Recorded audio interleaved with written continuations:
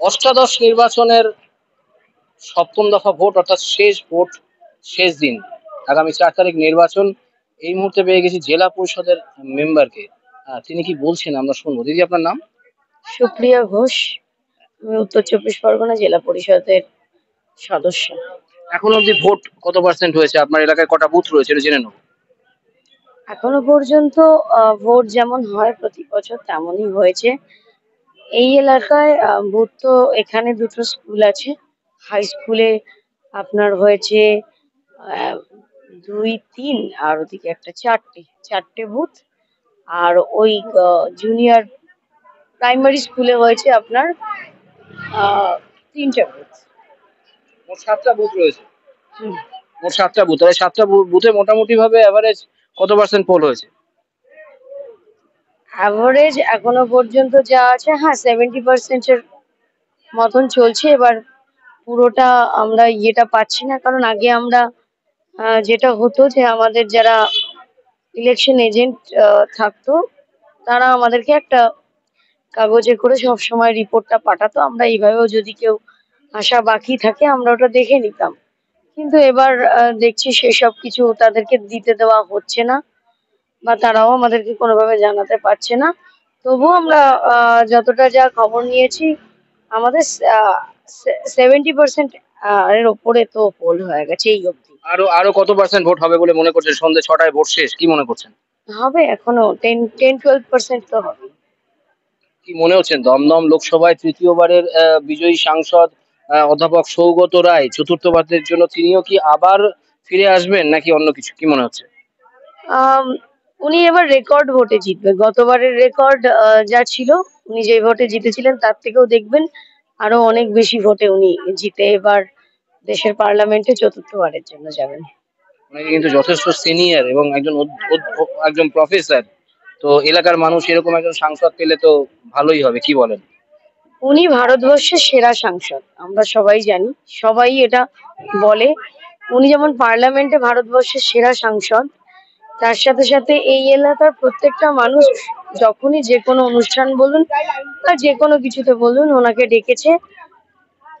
উনি কিন্তু সবসময় এসেছে, কারণ ওনার প্রত্যেকটা মানুষের সাথে, এবং আমরা কর্মী সমর্থক তো আছি আমাদের সাথে বটেই, সবার সাথে ওনার কিন্তু খুব ভালো যোগাযোগ। উনি সবসময় খবরাখবর রাখে, এবং যে কোনো কিছুতে আহ ওনাকে এরকম একটা কথাই আছে এই এলাকার গলিতে গলিতে, যে যখন ডাকি তখন পাই, সৌগত রায়কে আবার চাই। তো এটা তো আমাদের এবারে স্লোগানই ছিল। আর আপনার এলাকায় যে 7টা বুথ রয়েছে তাতে কি মনে হচ্ছে এই 7টা বুথে কত ভোটে জিততে পারে সৌগত রায়? বিপুল ভোটে জিতবে। কত ভোটে? এক্সপেকটেশন আরো পেরিয়ে যাবে, আমাদের যা আছে গতবার তার থেকে বেশি ভোটে জিতবে। যদি এই খড়দাহ পাতুলিয়া অঞ্চলে বা খড়দাহ বন্দিপুর এবং খড়দাহ নালির মাঠে বারবার কিন্তু দেখা গেছে 2-3টে বুথে কিন্তু ভোট যন্ত্র বিকল হয়েছে এবং আপনাদের একটি পার্টি অফিস সকালে আগুন লেগে গেছিল, অস্থায়ী পার্টি অফিস, কি বলবেন? না না, এটা তো হয়েছেই, আমাদের এখানেও হয়েছে। আমাদের এখানে একটি বুথে প্রথম কমপ্লেন এলো যে যা ভোট দেওয়া হচ্ছে সেটা যদি অন্য দলকে দেওয়া হয়, সেটা যে দলকেই দেওয়া হচ্ছে ভারতীয় জনতা পার্টিতে চলে যাচ্ছে। মানে কিভাবে কিভাবে বুঝছেন সেটা? হ্যাঁ, ভিভিপ্যাটে যেই ছবিটা দেখা যায়, আপনারা দেখেন তো, ওটায় যেখানে ভোট দিচ্ছে ইভিএম এ, সেটা শো করছে যে ভারতীয় জনতা পার্টি। তো এটা অবজেকশন দেওয়ার পরে এটা মেশিন ওখানে পাল্টানো হয়, বা ওখানে তারপরে মেশিনটা বিকলও হয়ে যায়। তো এর জন্য মানুষ অনেক হয়রান হয়েছে, অনেকে ফেরত চলে গেছে 1-1.5 ঘন্টা মানুষ দাঁড়ানোর পরে। তো এ তো সত্যি, এটা নিয়ে তো আমরা আজকে ভুক্তভোগী। এই যে 1-1.5 ঘন্টা ভোটের যে ডিলে হলো, এই 1-1.5 ঘন্টা কি ইলেকশন কমিশন আপনাদেরকে এক্সটেনশন দেবেন? উম দেখুন, দেওয়া তো উচিত, দেওয়া তো উচিত। অবশ্যই আমরা, যিনি আছেন প্রিসাইডিং অফিসার, তাদেরকে বলবো যে যতক্ষণ না শেষ ভোটারটাও আসছে, আপনারা অবশ্যই অপেক্ষা করে আম, তাদের জন্য অপেক্ষা করুন, কারণ কিছু মানুষ তো সত্যি লাইনে দাঁড়িয়ে চলে গিয়েছে। তারা যাতে আবার আসে, একটু বিকেল হলে হয়তো তারা আবার, ছাওয়া এখন যেমন হয়েছে, তারা আবার আসবে। এরকম তীব্র দাবদাহে, শেষ প্রশ্ন, এরকম তীব্র দাবদাহে এলাকার মানুষ ভোট দিতে এসেও ফিরে যাচ্ছে বারবার। তাদের উদ্দেশ্যে কি বলবেন, কি বার্তা দেবেন? না না, ফিরে কেউ যাচ্ছে না না, একজনও। মেশিন যে বিকল হচ্ছে তার জন্য বলছি।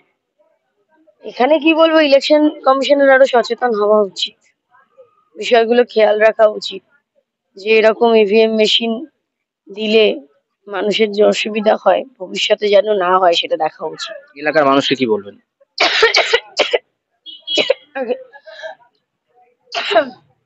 এলাকার মানুষকে বলবো যে দেখুন, উন্নয়ন তো আমরা করি, পঞ্চায়েত স্তরে তারা আমাদেরকে জিতিয়েছে, আমাদের বিধায়ক শোভনদেব চট্টোপাধ্যায় তারা আমাদের জিতিয়েছে বিগত দিনে 4 বার, প্রায় এই নিয়ে মানে 3 বার, আর এই নিয়ে 4 বার।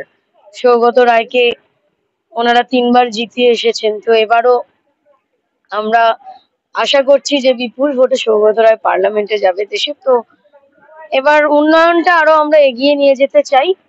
তো যদি পঞ্চায়েত, পঞ্চায়েত সমিতি, জেলা পরিষদ তো আছেই, তার সাথে আমাদের রাজ্য সরকার, মমতা বন্দ্যোপাধ্যায়ের সরকার, এবং অবশ্যই অভিভাবক আমাদের সৌগত রায় সাংসদ, অর্থাৎ বিধায়ক, সাংসদ এবং পঞ্চায়েতের লোকাল স্তরে আমরা যারা আছি, সম্মিলিতভাবে আমরা জানি মানুষের কাজ করতে, এবং অবশ্যই বিগত দিনে মানে আগামী দিনে আমরা আরো বেশি আমাদের বিধায়ক এবং সাংসদদের থেকে আরো কাজ এনে উন্নয়নটা আরো এগিয়ে নিয়ে যাবো এলাকার। দিদি কিন্তু বলছে যে উন্নয়ন আরো এগিয়ে নিয়ে যাবেন, উন্নয়ন এগিয়ে যাবে, উন্নয়ন সাধারণ মানুষের সাথে থাকবে, এরকম কথা কিন্তু দিদি দিলেন। দেখতে থাকুন নিউজ ভারত 24 আওয়ার্স, সঙ্গে থাকুন।